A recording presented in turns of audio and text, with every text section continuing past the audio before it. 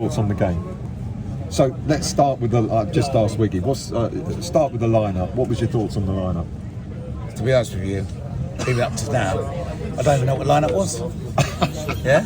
All right. So let's go at the back. Ariola's back. I've had a look at the lineup, yeah, and you go for it, go on. Areola back. What do you think of that? Surprising. I'm not surprised. I thought he would be back eventually. I thought he'd be back a lot sooner. That's why I'm surprised. I thought he'd be back. Yeah, I agree with you. Yeah, that's fair play. And then the three at the back, and what I was saying to Wiggy about using Soufal, Kilman, and Creswell. He went with experience at the back there today, and so who's the back three? That was the back three: Soufal, Kilman, Creswell. All right. And I'll tell you one thing, right? Go on. You got one back defender there, then you got two, a left back and a right back. Yeah. And from what I saw, because I missed all the first half because I stayed in the bar. Yeah. I'm not gonna lie. Yeah. I didn't even get up to the second half. Oh, and then when I got to the second half, then I got everybody singing where we was, and then we scored. Oh yeah, you're the one that. So I thought, turn the game. Yeah, I said I've done that, and then I started picking on the linesman, which was quite fun because he was abysmal. Well, the referee was even worse, wasn't it? Yeah, I mean, but I think it was linesman, referee. They were quite the same team. The referee lost the game. I think, like some of the decisions he was giving, he did. Well, anyway, getting on the linesman case seemed to be good fun for me because then he started being a little bit less of giving them the free kicks for a little while. Right. You with me? Apart from the goal he disallowed. Which was it was offside. Yeah, well, it was offside. Just goes to show I didn't get on him enough. Yeah. But anyway, it was offside. So that second half though was superb, wasn't it? All I know is the second half. Is that okay? But what you saw in that second half? What I saw in the second half, I'm not going to be lying. I came down and I thought, no one's singing, no one's getting behind the team. So I started singing and getting behind the team. People started looking at me like I was an idiot. Yeah, as they do. And then they started singing and they started getting behind the team. And then we scored. Yeah. And I thought, oh, okay. Then I started berating the linesman, all about me. Yeah. Yeah. And then basically we should have scored again. Yeah. And then we should have scored again. We had chances, didn't we? I mean, they had a few chances in the first half that they kind of. I don't know nothing about the first half. Well, I'll tell you what happened. Their goal, like they literally did a 1-2 through us, which should never have happened. But what we did in the second half is we got tighter. We hunted in packs. We closed them down. We didn't afford them. They had a lot of space in the first half. And they weren't getting that in the second half. We were in their faces, and they didn't like that. In the second half, all I see was West Ham like bossing the game a little bit, and us getting on the front foot. Yeah. And in the first half, all I saw was Gary Hyman's drinking beers. Yeah. End of story. I don't even think he even went up for the second half. Gary Hyman. Yeah. So he weren't expecting anything from the game then? Nah, he likes beer. He's here for the beer. Yeah, he likes beer. Yeah. Who you saw in the second half? Who would you say was our best player? From what I saw, Alvarez was doing quite well. Yeah. I think Paqueta was doing better than what I see him. I didn't see him fall over a lot. Apart from when he got the nudge that he went down, which was nowhere near a red. Yeah, but he didn't fall over as much as what I've seen in the past, which was, to me, is progress. Yeah, because he wants to play football rather than. Wan-Bissaka was marauding down the left or right. He was superb, mate. To be honest with you, right, I don't even think Wan-Bissaka is going to be featuring long time in Graham Potter's system when he gets his system together, because where's he going to play him in midfield? Well, he's playing him as a wing back, isn't he? Yeah, but he's playing him as a wing back.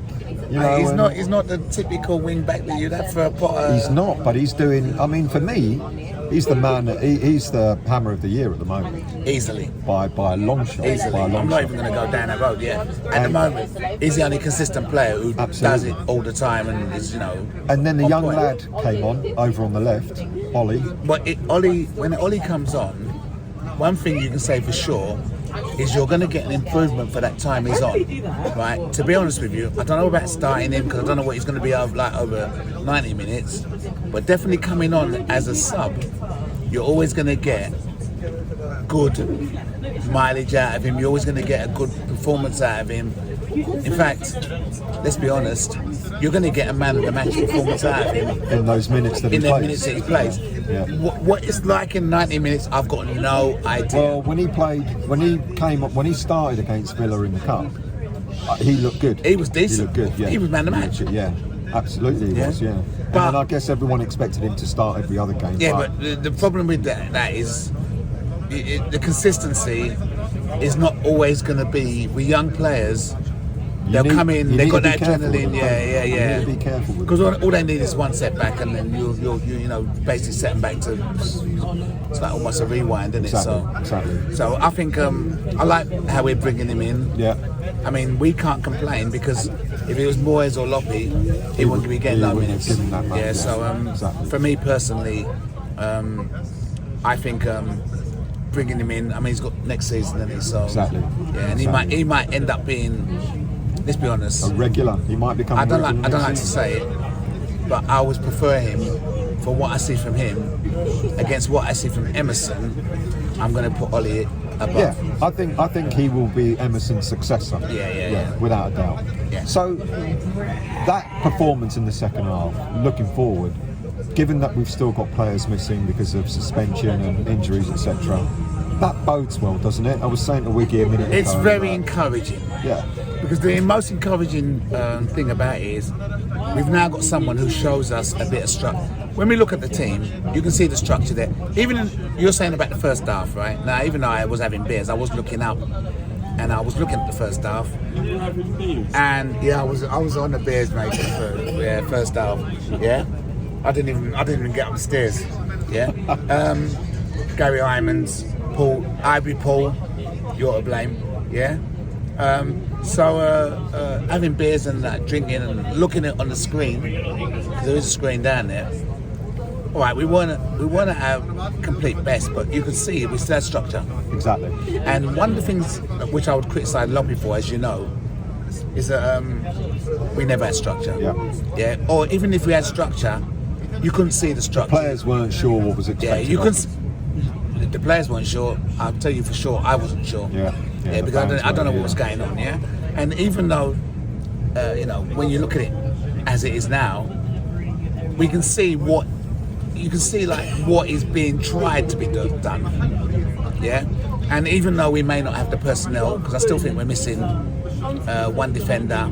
Yeah. We're still missing maybe box-to-box midfielder. A couple of midfielders who are a bit more energetic. And of course, we're still making a striker. Yeah. He's taken players that we've got, and one of the greatest things about Graham Potter, in my opinion, is that he's taking players, and he's taking players and trying to play to their strengths rather than play towards a system that's not suited. A system that's not suited them, or trying to fit them into a system to do something that's then it's not their strength. Yeah. So this is the plus, and he's he actually seems quite flexible.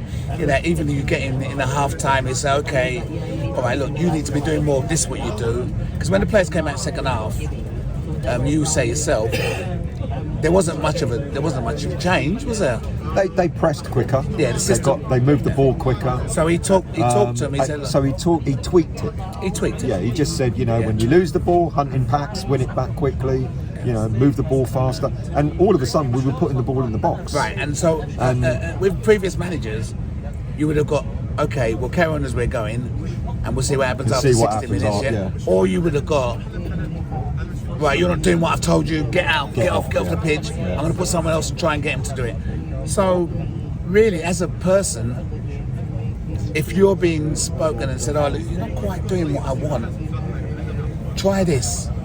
He's being encouraging, isn't he? Yeah, it's being encouraging rather than blaming or just continuing someone to be disheartened because they know something isn't working. If you understand what I mean. So, good man management. Yeah, basically. Good man and we know that he's got that because he's got his that psychology degree and all that stuff.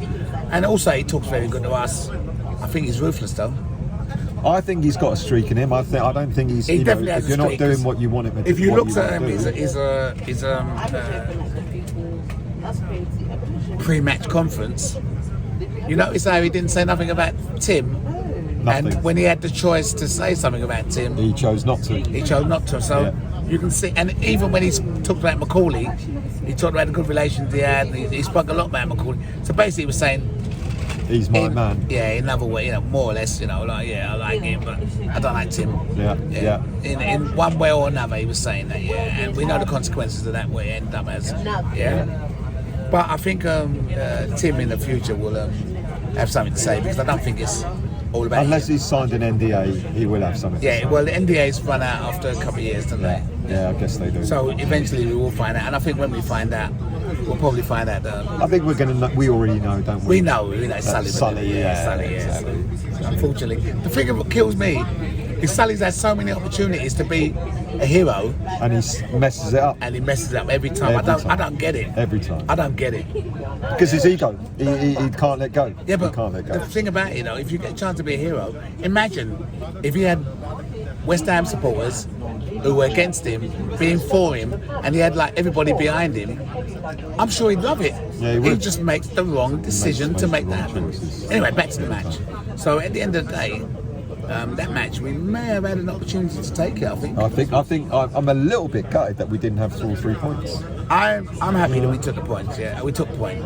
Yeah, because when we came down here, there was a lot of talk about them winning 3-1, Yeah, exactly. 2-1. Yeah. No one gave us a chance. Yeah. So at the end of the day, it's a credit to the manager that he was able to get what he had together and put together what he had together.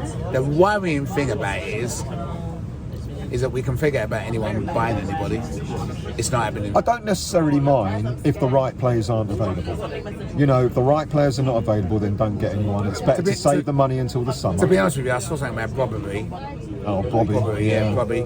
And basically, it was Frank de Boer saying that I he read spends that. more time on the floor than he does. Yeah, I read that. And I respect Frank de Boer's opinion for what he's done. So we shouldn't lose our heads if we don't buy players, because I'm pretty sure that Potter will get back. That's why they've allowed Macaulay to come in as well, and they will end up getting. If they don't get anyone, I did a show yesterday and I said it won't surprise me if we don't get anyone, but I won't be disappointed so long as we're not going down. We're not getting into We're Europe. not going down. Yeah, we're not. But it's a shame that we don't make that little push to get into Europe, but because it would be a lot better for next season. It would be, Yeah. but I still think that with Macaulay in, they're going to get some decent players. Yeah, but and we're then talking we'll about not going Europe this year, not talking about Europe next year, and then we've got like the year after to really talk about it, Yeah. which is unfortunate for us because we love a European tour. Yeah, we love European tour. It's the greatest time ever. Yeah. So at the end of the day, we're not going to get that, but I think we could look towards next season and thinking that hopefully we're going to be doing a lot better than what we've done this season for a start, and also that we're going to get some players in who are more akin to what we need. Get some of the youth probably playing, because he's getting them playing this year. So does that mean the fact that he's getting them playing now means it bodes well? Yeah, because it means that they're getting warmed up, they're getting ready. Yeah, we can know what they're going to be, and so he's got a whole season to get them ready. He's got pre-season to get them ready. So that's a plus. Yeah, in every way. Agreed. Today we didn't get all the points, but a good performance. In the other words, considering everything else, really we did get the points. Yeah. Yeah, we got 1 point and 1 point. When they went a goal up, I think we all thought, oh, here we go.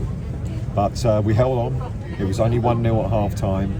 We came out, I didn't think nothing because I was drinking the beer. But when I went up, you just trying to stay on there longer than me, aren't you? I'm going to have to split this up into two. Yeah. When we went up, I thought 100%. It's 1-0. If we can get behind the team, and this is my worrying thing.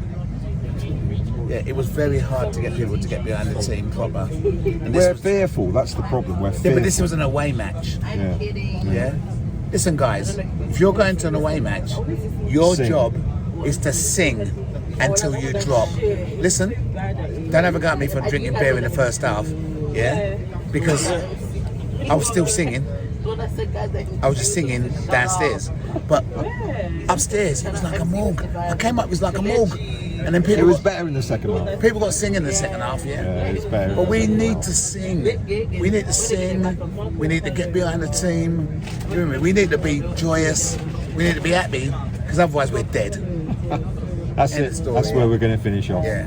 Cheers, We're Bruno. gonna finish off dead. Yeah. And listen, Go on. come on, you irons.